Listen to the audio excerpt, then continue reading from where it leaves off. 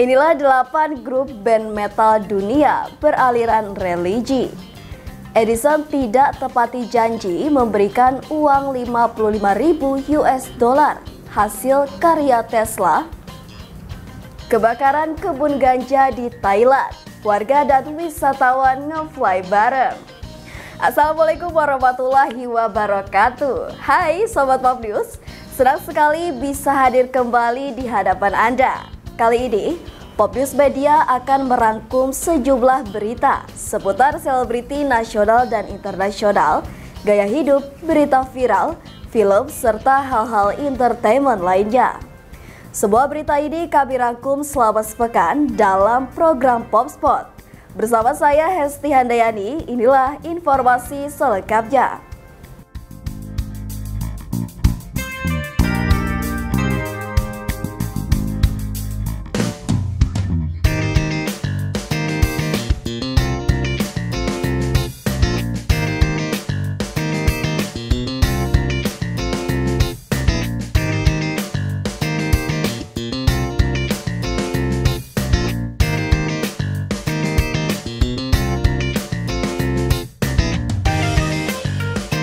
Metal religi merupakan transformasi genre musik metal yang masih dipertahankan dan dikembangkan seiring perjalanan waktu. Kehadiran genre musik metal religi perlahan membuat wajah musik metal mampu diterima oleh lapisan masyarakat di seluruh belahan dunia. Berikut sejumlah band metal bergenre musik metal religi yang memasukkan unsur religi dalam karya-karya mereka. Musik metal merupakan salah satu genre musik yang sangat luas di seluruh belahan dunia. Meskipun demikian, skena metal selalu bernuansa gelap dan bertolak belakang dengan kehidupan yang damai. Tapi, di luar itu ternyata ada genre musik metal yang berbeda jauh dengan genre musik metal pada umumnya, yaitu metal religi.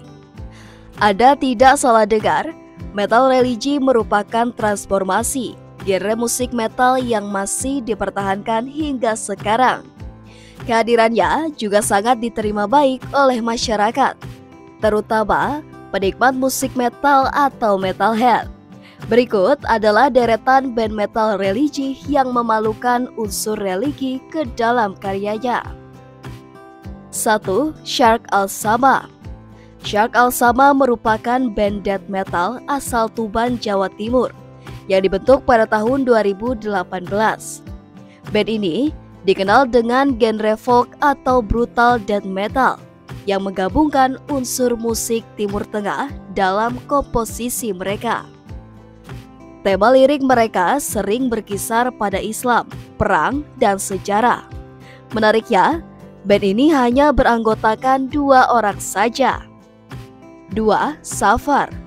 Safar merupakan band death metal asal Ujung Berung, Bandung yang dibentuk pada tahun 2007. Nama Safar berasal dari bahasa Arab yang berarti perjalanan. Band ini dikenal karena menggabungkan musik death metal dengan lirik bernuansa Islami. Inilah yang membedakan mereka dari band death metal lainnya.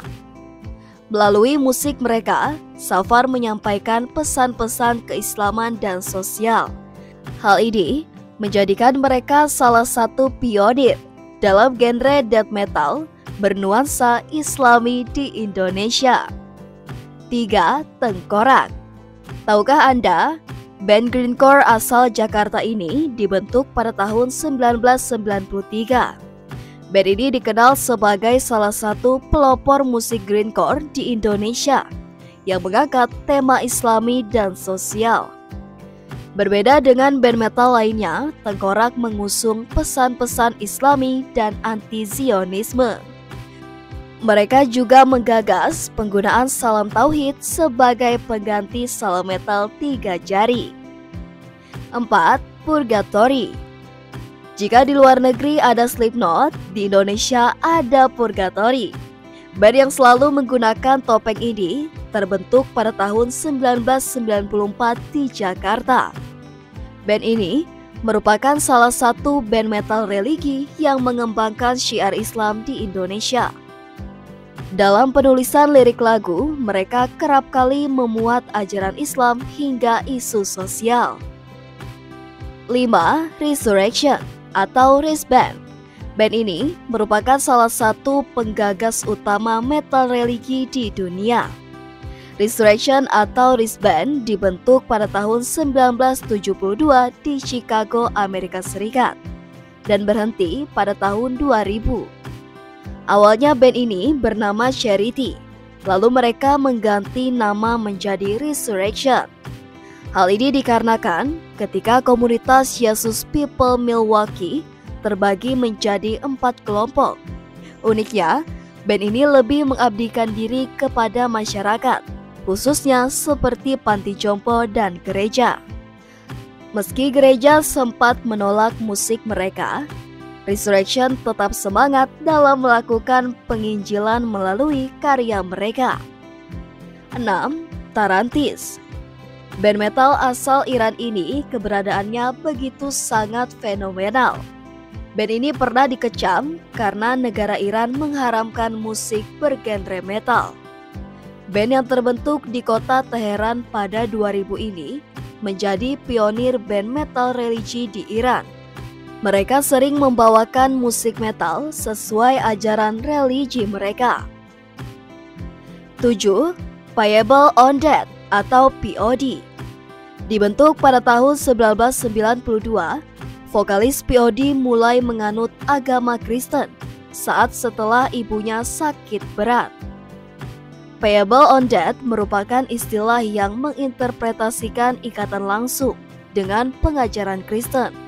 Umat Kristen percaya bahwa Tuhan Yesus telah dikorbankan bagi mereka atas nama Allah yang mewarisi kehidupan kekal. Dari situlah POD terus berkarya dengan jalur positif dan membangun. 8. As I Lie Dying. As I Lie Dying merupakan band asal San Diego, California, Amerika Serikat yang didirikan pada tahun 2000. Band ini terkenal dengan genre metalcore-nya yang berapi-api. Namun, mereka juga dikenal sebagai band metal religi. Vokalis As I Lie Dying, Tim Lebensis, mengatakan bahwa para personil band ini merupakan seorang Kristen yang taat. Meskipun lagu-lagunya tidak sepenuhnya masuk ke ranah spiritualistis, namun mereka menulis lagu berdasarkan sudut pandang mereka sebagai Kristiani. Demikianlah 8 band metal religi yang lagu-lagunya selalu menginspirasi para penikmat musik metal atau metalhead di dunia. Walaupun terkenal sagar karena musiknya yang cenderung keras, namun genre mereka selalu menjadi tempat favorit di hati para metalhead.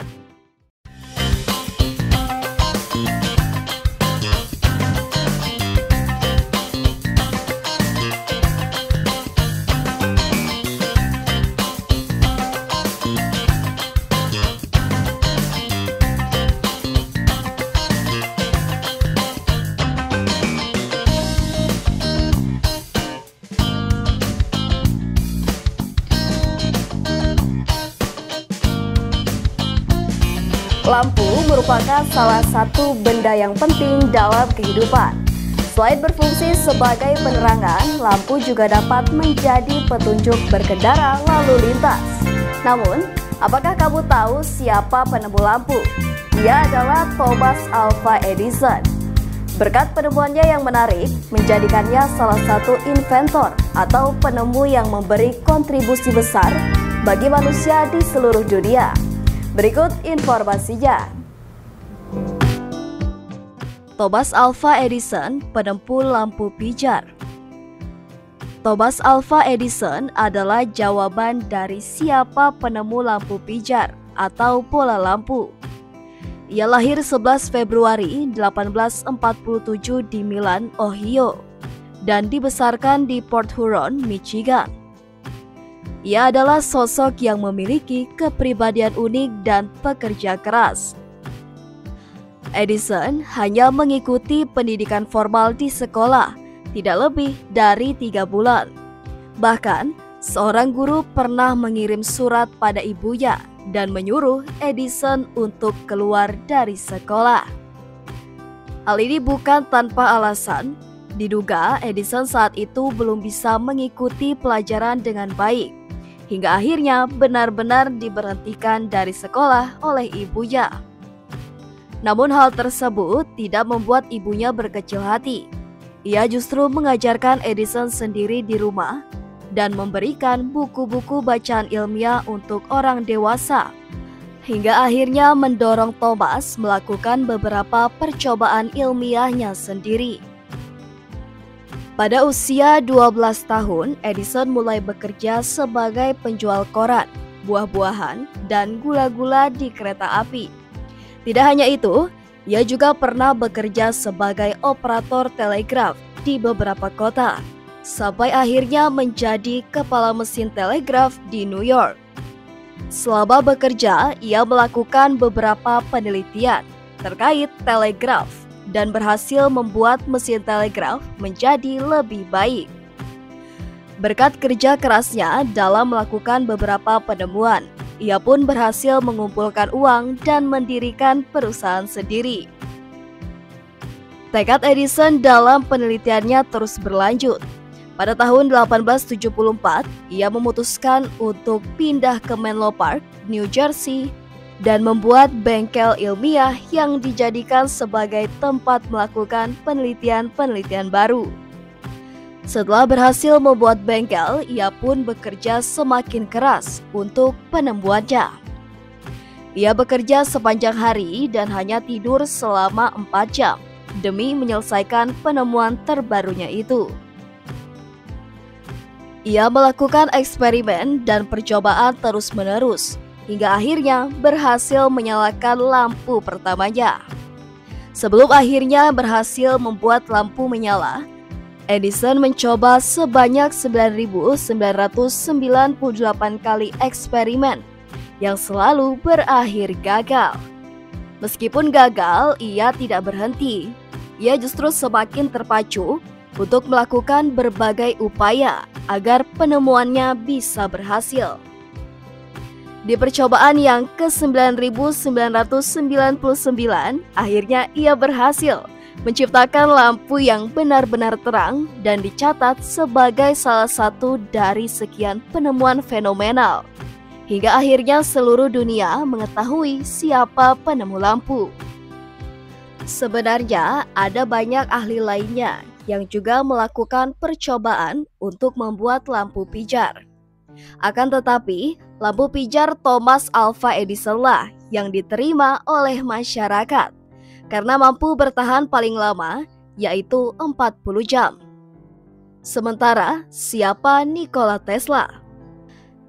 Nikola Tesla lahir pada 10 Juli 1856 di desa Smiljan, wilayah Kekaisaran Austria, yang sekarang Kroasia. Ia adalah anak keempat dari 5 bersaudara dalam keluarga yang sederhana. Ayahnya, Milutin Tesla, adalah seorang pendeta ortodoks yang menginginkan Tesla mengikuti jejaknya. Namun, ibunya, Georgina Duka Tesla, yang memiliki bakat menciptakan alat-alat rumah tangga, menjadi inspirasi awal Tesla dalam bidang teknik dan inovasi. Tesla dikenal sebagai anak yang cerdas dan memiliki daya ingat fotografis. Ia dapat menghafal buku, menggambar diagram, dan memahami konsep teknis dengan sangat cepat. Ketertarikannya pada sains mulai berkembang saat ia menyaksikan fenomena listrik statis saat kecil. Pendidikan formalnya dimulai di Universitas Teknologi Graz, Austria, di mana Tesla belajar teknik elektro. Ia sangat terpesona oleh mesin arus bolak-balik atau AC yang ia pelajari. Setelah itu, ia melanjutkan studinya di Universitas Charles di Praha. Namun karena kesulitan finansial dan kesehatan, ia tidak menyelesaikan pendidikannya secara resmi. Nikola Tesla merupakan sosok jenius pada terciptanya jaringan listrik arus bolak-balik atau AC, motor elektrik, radio, dan beberapa temuan lain. Kontribusi Tesla di bidang kelistrikan, radio, dan robot sangat berpengaruh dalam era modern hingga menginspirasi Elon Musk menamakan mobil listrik besutannya sesuai nama penemu ini. Di balik kerja kerasnya dalam menciptakan karya-karya tersebut, ada sejumlah kebiasaan yang berdampak baik dalam membantu Tesla menjadi seorang jenius dalam hidupnya. Tesla merupakan insinyur dan ahli fisika berkebangsaan Serbia Amerika. Semasa 86 tahun hidupnya, dia telah mendaftarkan lebih dari 300 hak paten untuk seluruh karyanya. Pada masa kecilnya, Tesla bermimpi untuk memanfaatkan energi yang ada di air terjun Niagara. Pada tahun 1895, dia merancang pembangkit listrik tenaga air pertama di air terjun. Tesla dikenal sebagai orang yang cukup unik. Sejumlah kebiasaan yang dia lakukan agak berbeda dari orang kebanyakan. Kebiasaan-kebiasaan ini mungkin yang membentuk Tesla untuk menjadi sosok jenius. Eksperimen di pikiran Tesla melakukan metode yang berbeda pada penelitian yang dia lakukan. Dia tidak langsung melakukan penelitian tersebut secara fisik ketika mendapatkan ide, tapi ia membangun dan bermain dengan ide tersebut di dalam imajinasinya terlebih dahulu. Menurut Tesla, dia bisa mengubah konstruksi, melakukan pengembangan, dan mengoperasikan sebuah perangkat dari dalam pikirannya. Kemudian Tesla mengatakan tidak ada perbedaan saat dia mencoba menyalakan sebuah turbin secara nyata di bengkel maupun di dalam pikirannya. Bahkan ketika ide masih dalam pikiran, dia bisa tahu kalau perangkat tersebut bisa kehilangan keseimbangan. Duo jenius berselisih. Perseteruan antar dua sosok jenius antara Thomas Alva Edison dan Nikola Tesla bermula ketika keduanya mempunyai dua pemikiran yang berbeda. Edison memilih mengembangkan arus searah atau DC, sementara Tesla berfokus pada sistem arus bolak-balik atau AC. Edison terang-terangan tidak tertarik dengan pengembangan AC.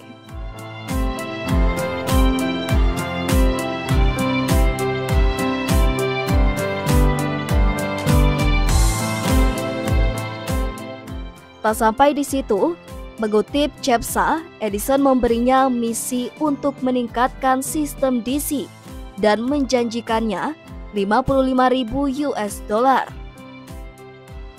Dalam beberapa bulan, Tesla berhasil merancang sistem yang efisiensinya 3 kali lipat dari Edison. Akan tetapi, ketika dia hendak menunjukkan hasilnya dan menuntut imbalannya, Edison malah mengejeknya dengan berkata Tesla tidak paham humor orang Amerika. Tesla kemudian meninggalkan perusahaan Edison dan mendirikan perusahaannya sendiri.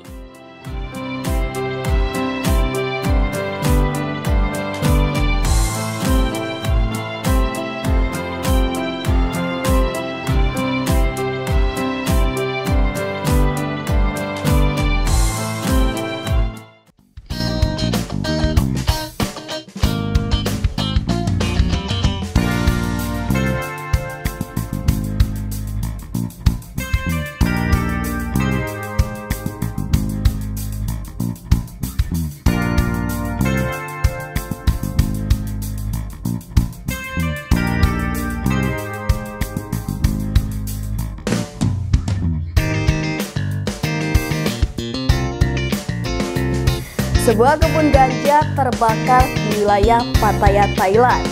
Asap kebakaran yang pekat berdampak pada warga di sekitar kebun, yang membuat mereka teler, pusing, hingga tertawa terbahak-bahak. Berikut informasinya.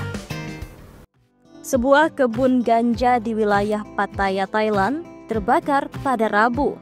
Fenomena itu sempat mempengaruhi warga di sekitar kebun dengan laporan gejala pusing hingga tertawa terbahak-bahak. Mengutip Wake Up, Kamis 20 Februari 2025, kebakaran terjadi sekitar pukul 10 malam pada tanggal 13 Februari 2025. Kebakaran bermula di lantai 2 gedung komersial berlantai 4 di Soi Welcome Jomtien, Nong Pru, yang dikelola oleh perusahaan penanaman ganja bernama Little Christiania Co. Ltd. Saat kebakaran dilaporkan, polisi setempat, petugas penanggulangan bencana Jomtien, dan relawan penyelamat bergegas ke lokasi kejadian. Namun, petugas pemadam kebakaran menghadapi kesulitan karena asap tebal dari pembakaran ganja. Api pun bisa padam setelah 30 menit berkobar di sekitar kebun. Namun, pengaruh pembakaran bahan narkotika itu telah mempengaruhi para penduduk dan wisatawan di sekitar kebun.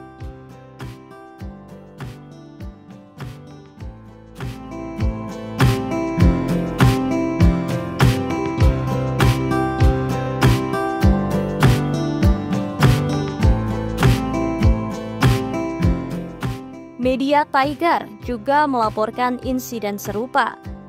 Kancana Fung Santia, 40 tahun, yang pengurus fasilitas ganja, mengkonfirmasi kepada media itu bahwa usaha pertanian tersebut memiliki semua izin legal yang diperlukan untuk membudidayakan ganja.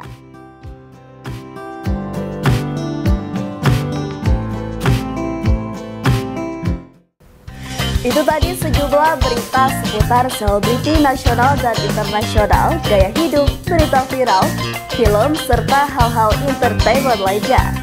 Semua berita ini kami rangkum selama sepekan dalam program Popspot. Anda bisa mengakses berita lainnya di web kami di popnews.id dan di channel YouTube Popnews Media. Jangan lupa untuk komen, share, like, dan subscribe channel kami. Kami undur diri, sampai jumpa minggu depan.